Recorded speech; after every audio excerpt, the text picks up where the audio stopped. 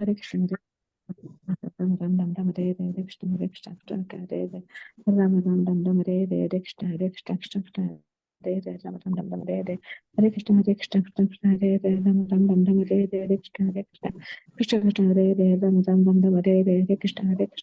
Hare Ram Ram Ram Ram Hare Hare Krishna Hare Krishna Krishna Krishna Hare Hare Ram Ram Ram Ram Hare Hare Hare Krishna Krishna Krishna Hare Hare Ram Ram Ram Ram Hare Hare Krishna Krishna Krishna Hare Hare Ram Ram Ram Ram Hare Hare Hare Krishna Hare Krishna Krishna Krishna Hare Hare Ram Ram Ram Ram Hare Hare Hare Krishna Hare Krishna Krishna Krishna Hare Hare Ram Ram Ram Ram Hare Hare Hare हरे Krishna Krishna Hare माता जी, free हो गए आप?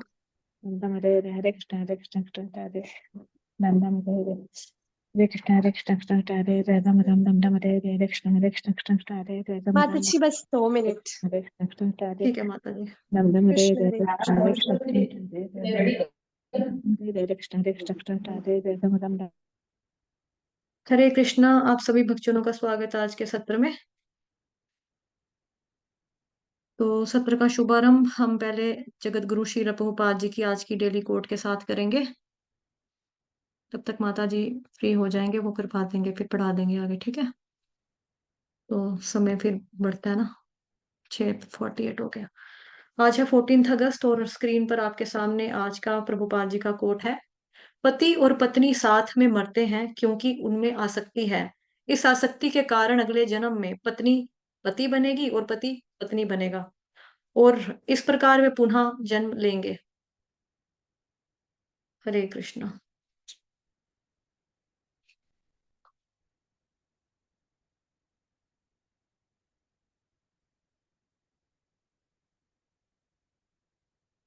हरे कृष्णा। तो अभी भगवत गीता करेंगे। Bhagavad Gita chapter 3 कर्म योग verse number 17। यह तु आत्मरति एव सयात् आत्मतृप्त च मानवः आत्मन आत्मनेव च संतुष्टस् तस्य कार्यं न विद्यते। अनुवाद। किंतु जो व्यक्ति आत्मा में ही आनंद लेता है तथा जिसका जीवन आत्म साक्षात्कार युक्त है और जो अपने में ही पूर्णतः संतुष्ट रहता है, उसके लिए कुछ करणीय यानी कर्तव्य नहीं होता। जी माता जी, तात्पर्य।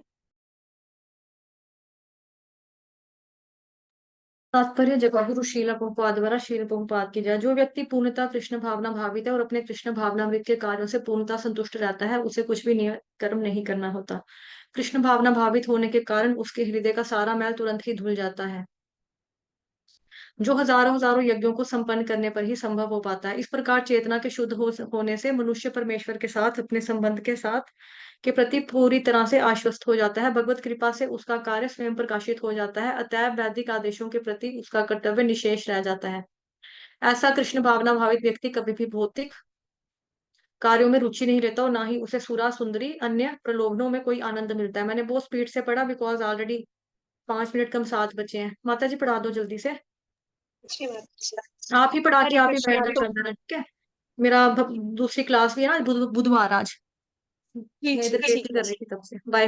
हरे कृष्ण। जी हरे कृष्ण। तो हरे कृष्ण सभी भक्तों को।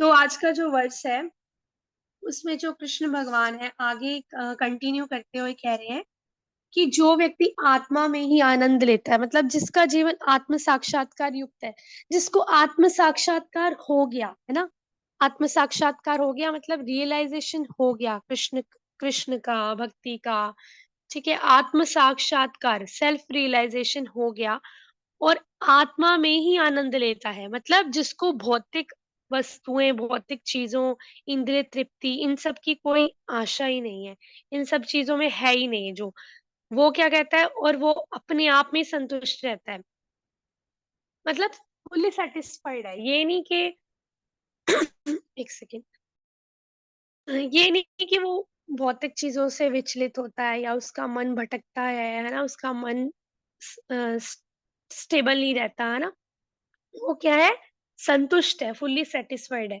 उसके लिए कुछ करणीय कर्तव्य नहीं होता, मतलब उसका उसके लिए कुछ कर्तव्य नहीं होता। ठीक है, अभी हम इसको यहाँ पे देखेंगे थोड़ा। तो यहाँ पे जो लिखा है उसके लिए कर्तव्य नहीं होता, इसका मतलब ये नहीं है कि उसको कोई भी कर्तव्य मतलब के उसको कुछ काम नहीं करना पड़ता, है ना? क्योंकि इसके लिए हम थोड़ा-सा नेक्स्ट वाला वर्स देखेंगे समझने के लिए 18 चैप्टर वाला। स्वरूप सिद्ध व्यक्ति के लिए ना तो अपने नियत कर्मों को करने की आवश्यकता रह जाती है, ना ऐसा कर्म न करने का कोई कारण है, तो उसे किसी अन्य जीव पर निर्भर रहने की आवश्यकता नहीं रह जाती, ठीक है? तो कहने का मतलब ये है कि जो व्यक्ति आत्मा में ही आनंद लेता है, मतलब जो भगवान की भक्ति में लग गया है, ठीक है? जो जो साधु है, ठीक है? तो पहली बात हमें ये देखना होगा, साधु स्वरूप सिद्ध व्यक्ति होते हैं, साधु होते हैं, जो महात्मा होते हैं। तो पहली बात तो ये है कि जो साधु होते हैं, वो ये नहीं कि वो भेष से साधु है ना, मतलब किसी का पहनावा ऐसा है, किसी ने वस्त्र पहने हैं जैसे कि ऑरेंज कलर के, लाइट ऑरेंज या येलो, तो वो महात्मा बन गया, वो साधु कहलाने के लायक है ना। तो महात्मा का मतलब क्या होता है? महान आत्मा। महात्मा मतलब जिसको आत्म साक्षात्कार हो गया, जिसको सेल्फ रियलाइजेशन हो गया, जो भगवान की भक्ति में लगा हुआ है, जो पूरी तरह से कंट्रोल्ड है, जिसमें सारे दिव्य गुण हैं।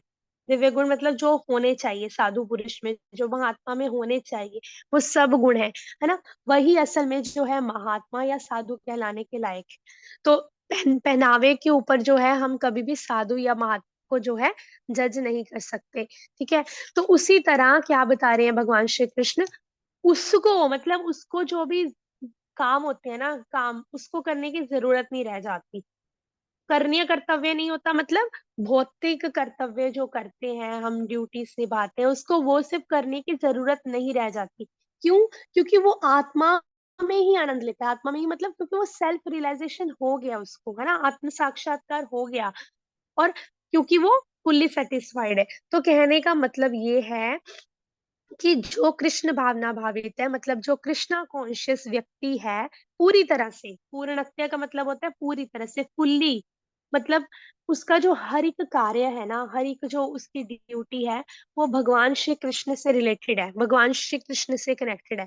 वो अगर कुछ खाता है तो भी भगवान को भोग लगवा के खाता है, बिना भोग लगवाए कुछ भी नहीं पाता, इवन के पानी भी नहीं पाता बिना भोग लगवाए।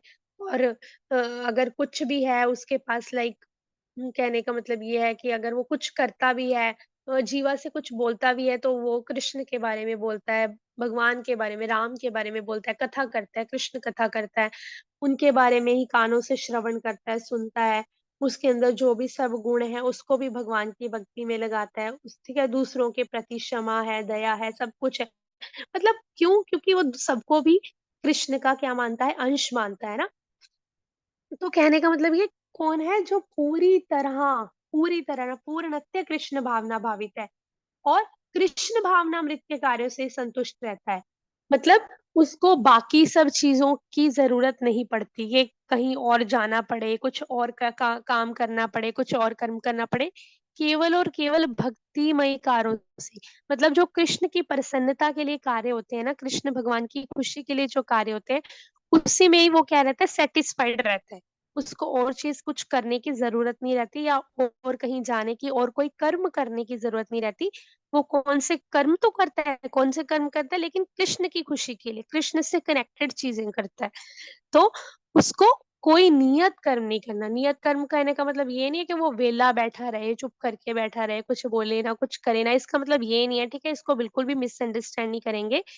कुछ करने कर्तव्य नहीं करना होता, मतलब उसको भौतिक कर्तव्य करने की जरूरत भी नहीं पड़ती अगर वो भक्ति में पूरी तरह से लगा हुआ है। भौतिक कर्तव्य मतलब जो कृष्ण भगवान से हट के कार्य हो, ठीक है? यहाँ पे इसका ये मतलब है कि कृष्णा से रिलेटेड जो ना हो वो चीजें उसको करने नहीं होते, क्योंकि अगर वो पूरी तरह से कृष्ण भावना भावित है। क्यों? क्योंकि जब हम कृष्णा कॉन्शियसनेस में आ जाते हैं, तो क्या हो जाता है? उसके हृदय का सारा मैल धुल जाता है। जब क्या होता है कि हमें जो हजारों हजारों यज्ञ करने पर भी संभव नहीं हो पाता, ठीक है?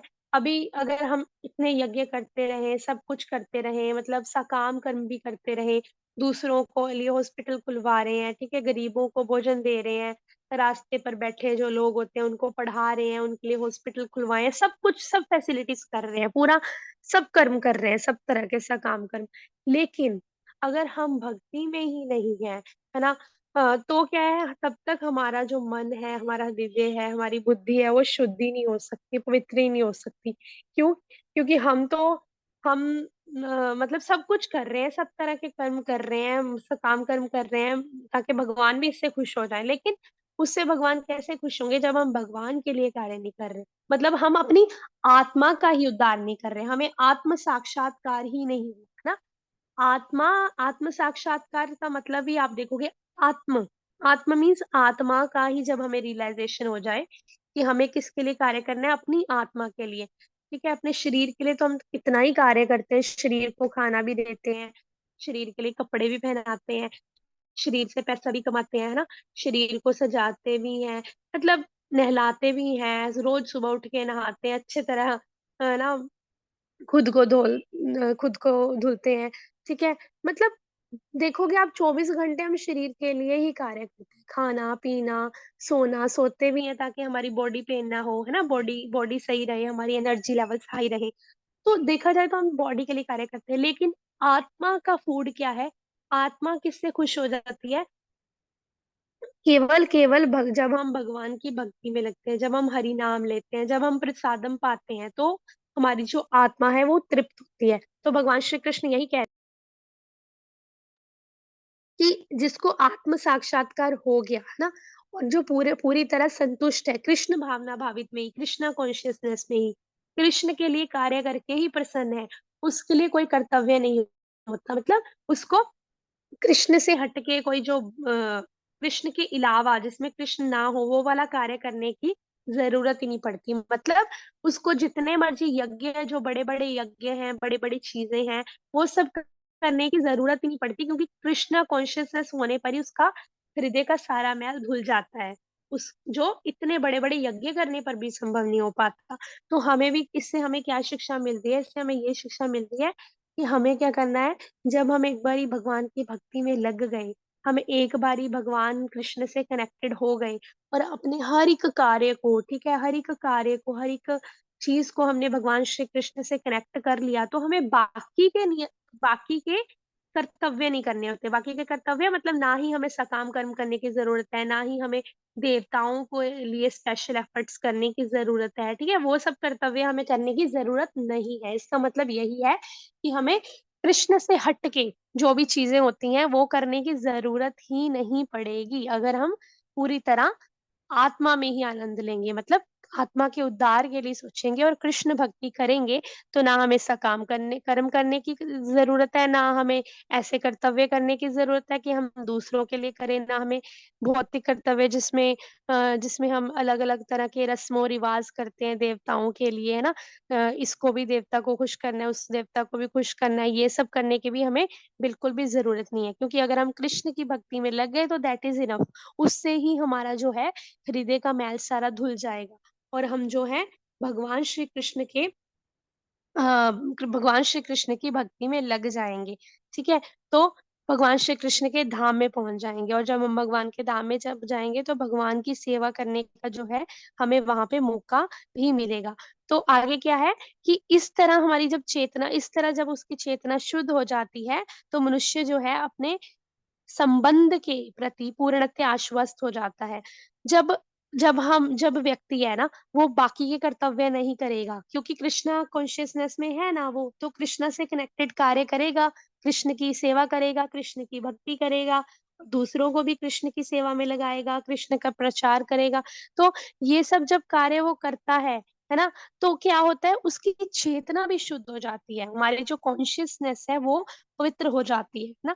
और जब चेतना शुद्ध हो गई, तो हमें जो हमारा जो भगवान कृष्ण के साथ संबंध है, रिलेशन है, वो क्या हो जाता है रिवाइव हो जाता है।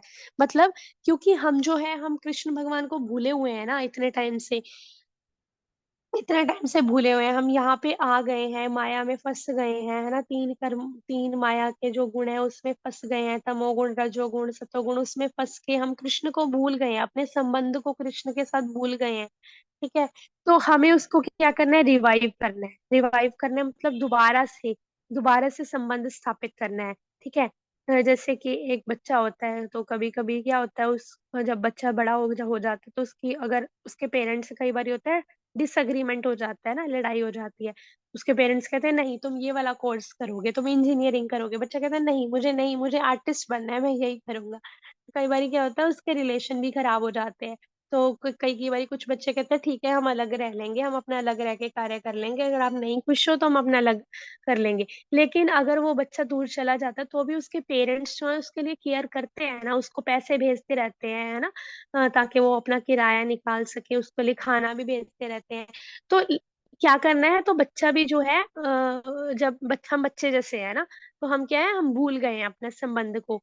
तो हमें क्या करना है, रिवाइव करना है, रिलेशन को दोबारा से बनाना है, कृष्ण के साथ संबंध स्थापित करना है। तो वो हम कैसे कर सकते हैं, ये जो हमने कितनी बारी डिस्कस किया है ना, भगवान श्री कृष्ण को जो भी हम खाते हैं उसको पहले भगवान श्री कृष्ण को ऑफर करना है, प्रसादम लगवा के, है ना? अपने पैरों से मंदिर चल के जाना है, और अपने पैरों से कहाँ-कहाँ ट्रैवल करना है, जहाँ-जहाँ पे आप प्रचार कर सको या बुक डिस्ट्रीब्यूशन कर सको, है ना? ये सब ऐसे अपने पैरों को सेवा में लगाना है।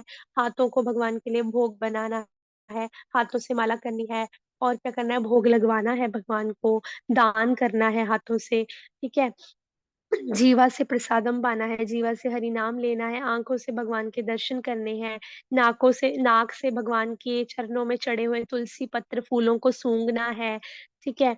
और अपने शरीर को कैसे सेवा में लगाना है, शरीर को भगवान श्री कृष्ण के मंदिर जाने में, डांस करने में, भगवान भक्तों के साथ, भक्तों की सेवा करने में, है ना? तो ऐसे करके हम जो है अपने पूरे जब बॉडी को, अपने अंगों को भगवान की सेवा में लगाएँगे, तो हमारी जो आत्मा है, आत्मा हमारी संतुष्ट हो जाएगी, ठीक है? तो हमें क्या करना है, हमें कृष्णा कॉन्शियस बनना है।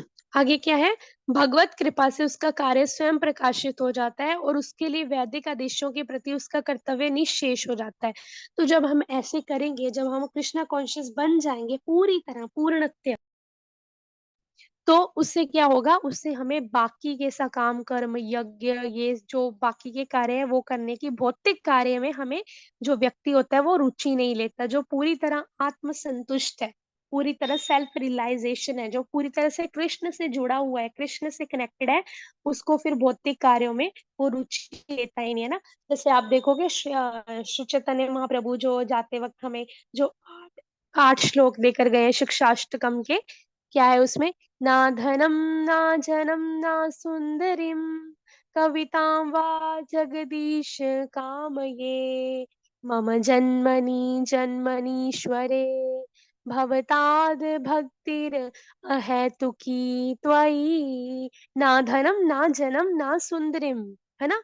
ना तो भगवान मुझे धन की आशा ना जन्म, ना सुंदरिम, कवितां व जरीश कामहे, है ना? ना ही मुझे सुंदर स्त्रियों की, ना ही मैं अलंकार, कविता का इच्छुक हूँ, ना ही मुझे फॉलोअर्स चाहिए, है ना? कि मेरे पीछे फॉलोअर्स लगे हों, फॉलो करने वाले हों। मतलब मुझे ये सब कुछ भी नहीं चाहिए। मतलब मुझे क्या चाहिए? जन्मनि जन्मनीश्वरे भवताद् भक्तिर् अहेतुकी त्वयि त्वयि। मुझे तो जन्म-जन्म आपकी ही भक्ति चाहिए। कौन-सी कृपा चाहिए? अहेतुकी, मतलब जो कभी ना खत्म होने वाली अनलिमिटेड कृपा चाहिए, मर्सी चाहिए, ताकि मैं आपकी भक्ति करता रह सकूँ, आपको प्रसन्न करता रह सकूँ, आपका नाम जप करके, है ना? तो ये कौन बोल रहे हैं? ये साक्षात चैतन्य महाप्रभु बोल रहे हैं, जो कृष्ण है ना? तो ये वैसे वो क्यों बोल रहे हैं? ये वो हमारे लिए छोड़ के गए हैं, ताकि हम इन शिक्षाष्टकम के जो श्लोक हैं, उन सबको डेली-डेली बोले भगवान को, "हे भगवान, ना धनं ना जनं ना सुंदरीं कवितां वा जगदीश कामे मम जन्मनि जन्मनीश्वरे भवताद् भक्तिरहेतुके।" हे भगवान, मुझे ना ही सुंदर स्त्रियों की आशा है, मुझे किसी चीज़ की आशा नहीं है, ना ही मुझे मतलब भौतिक चीज़ों की आशा है, मुझे तो केवल केवल आपकी भक्ति चाहिए। तो यहाँ पे क्या लिखा है?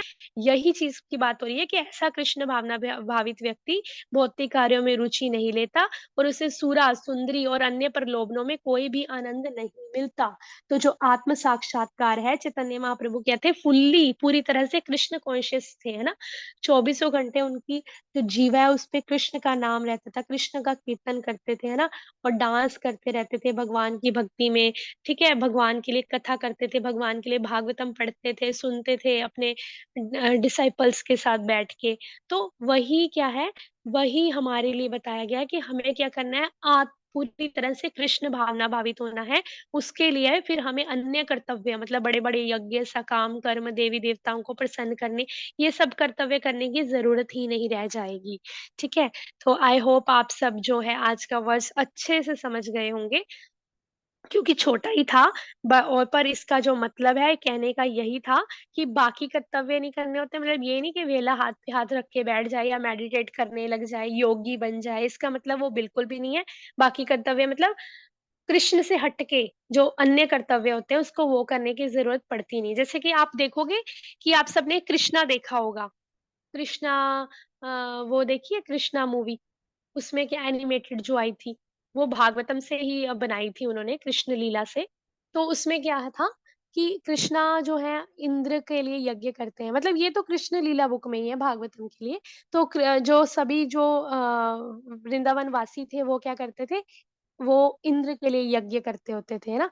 क्यों उसको खाना, उसको फल देते थे, मिठाइयाँ देते थे, क्यों? क्योंकि उनको लगता था बारिश होएगी ना, बारिश का देवता है, तो हमारे अनाज भी अच्छे रहेंगे, है ना, हर जगह हरियाली रहेगी, ठंडा ठंडा रहेगा, सूखा नहीं होगा, है ना। तो लेकिन कृष्ण भगवान ने क्या बोला अपने पिताजी से कि ये जो है ना हम करते हैं, इंद्र के लिए यज्ञ करने की बिल्कुल भी जरूरत, आप अगर आपको करना है तो आप गोवर्धन महाराज की पूजा करो। क्यों? क्योंकि गोवर्धन महाराज कौन है? साक्षात भगवान श्री कृष्ण है ना।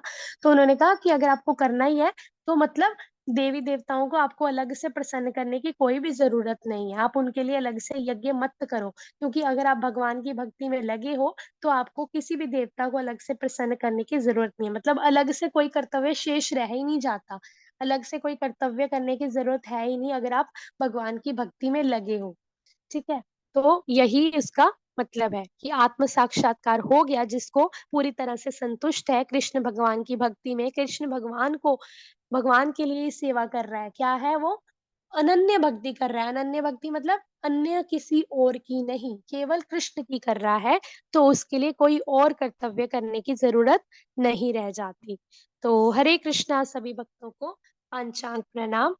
तो वंदना माता जी, आज सोनू माता जी नहीं है, तो आप एक काम करना, मैं आपको ग्रुप का लिंक भेज देती हूँ, यहाँ पे आप ग्रुप पे ऐड हो जाओ, फिर आप माता जी से बात कर सकते हो।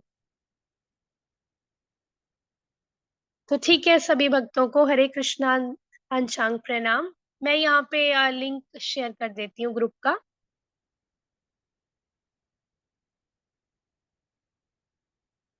ठीक है, मैं आपको सोनू माता जी का नंबर ही भेज देती हूँ, वंदना माता जी पर्सनली भेज देती हूँ यहाँ चैट बॉक्स में, एक बार चेक कर लीजिए।